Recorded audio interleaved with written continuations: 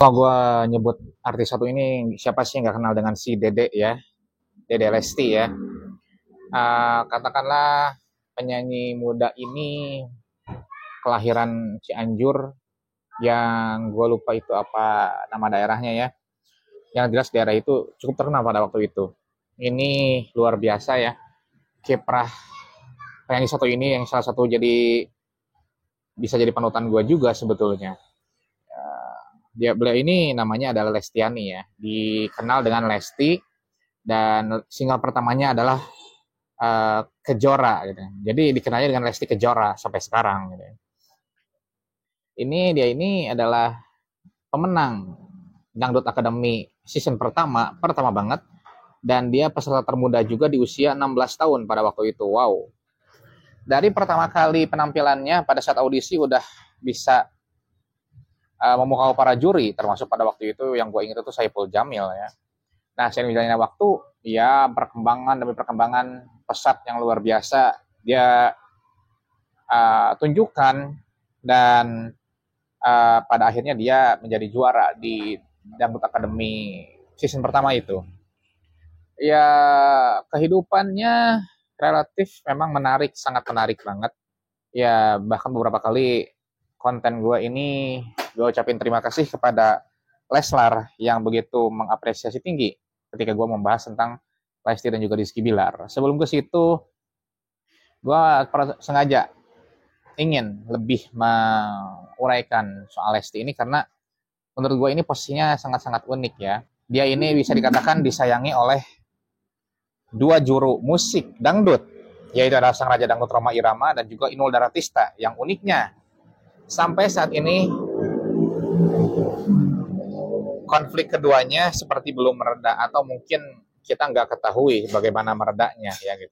Atau mungkin di belakang mereka sudah mereda ya, kita nggak tahu lah ya.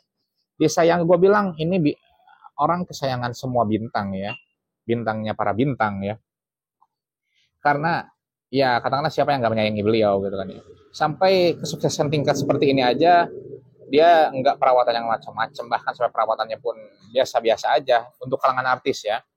Ivan Gunawan juga pernah berbicara bahwa ini budgetnya ini budgetnya itu dari dulu sampai sekarang nggak rubah-rubah segitu-gitu aja katanya gitu. Itu adalah suatu sikap yang luar biasa yang harus ditunjukkan oleh semua public figure. Sampai saat ini nggak ada berita minor tentang dia.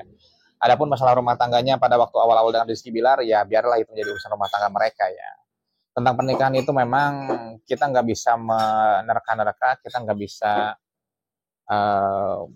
membayang-bayangkan atau apapun, yang tahu hanya mereka berdua kan kayak gitu.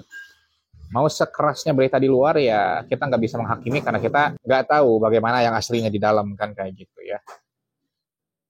Dan Lesti ini salah satu juga penyanyi yang sangat cocok banget berduet dengan Raja Dangdut Rhoma Irama, gue bilang, karena pernah menyanyikan Dasi dan Gincu. Dasi dan Gincu itu lagu, gue lupa tahunnya berapa, tapi kalau nggak salah itu lagu bersama Nur Halimah ya. Tapi itu dinyanyikan oleh Lesti. Waduh, gue bilang ini luar biasa banget. Gak sampai di situ, pada waktu latihannya bersama Haji Roma sekalipun menyanyikan lagu Pertemuan, itu lagu yang lembut banget, jadi lagu yang sangat lembut banget dinyanyikan sama Lesti itu ya. Dan gue jujur aja berkali-kali menyaksikan latihan bersama Soneta itu ketika menyanyikan lagu Pertemuan antara Rhoma Irama dan Lesti ya. Dan sayang banget acara itu gue nggak lihat siaran langsungnya. Pada waktu itu memang gue nggak begitu intens melihat tayangan TV ya. Tetapi yang jelas kehadiran dia itu menjadi apa ya, angin segar untuk kelangsungan musik dangdut di Indonesia. Oke. Dengan kehadirannya belum bisa memindahkan bagaimana pandangan kita terhadap Haji Roma, tetapi setidaknya ada pencerahan bagaimana musik dangdut ke depannya.